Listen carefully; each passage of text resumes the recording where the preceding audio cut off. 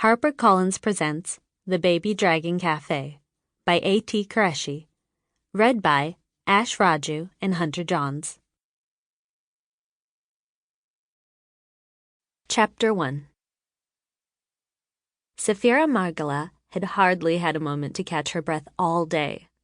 The Baby Dragon Cafe had been extremely busy, which was a good thing, she reminded herself, even as her feet ached.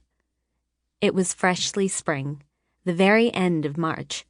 More and more people were coming out to town, spending their lunch breaks and evenings walking around Main Street, which resulted in better foot traffic for the cafe.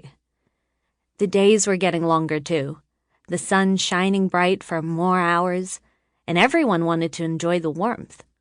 If she stepped outside, Saphira was sure she would see at least half a dozen dragons flying above the valley, basking in the changed weather after the long, cold winter. Starshine Valley was a haven for dragons and their riders. The small town was nestled between gorgeous, snow-capped mountains, and the terrain was perfect for flying, giving them beautiful views of forests and hills and lakes. Saphira loved to watch the adult dragons in flight, mesmerized. She stood by the windows now, sneaking a glance at the majestic beasts. They were a little larger than the biggest breed of horse, so they cut distant but sharp silhouettes in the sky. They were such stunning creatures, absolutely breathtaking. If only baby dragons could be so serene.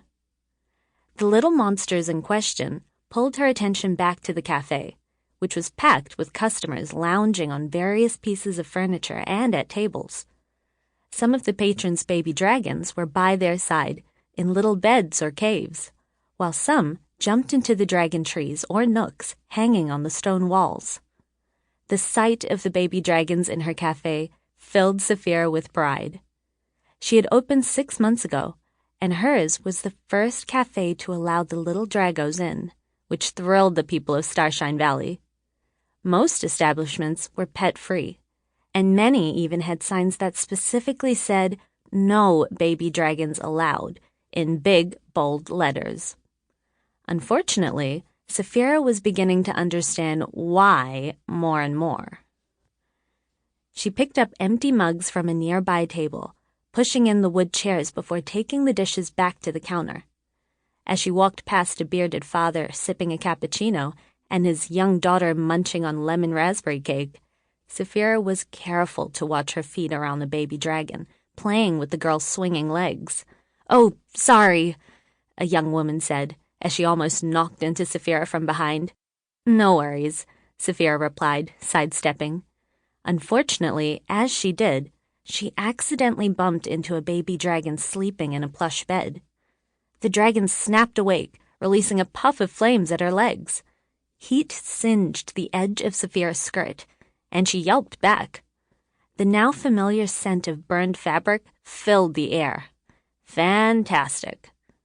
All her dresses and skirts now had scorch marks at the ends, or bite marks, or occasionally both.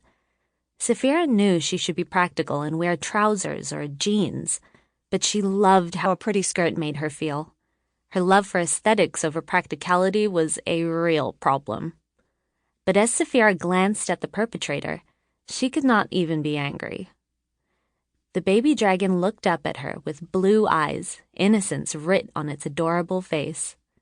Kneeling down, Saphira petted the dragon's scaly skin, and it happily leaned into her touch. Baby dragons were as mischievous as human toddlers, but also just as cute, if not more so.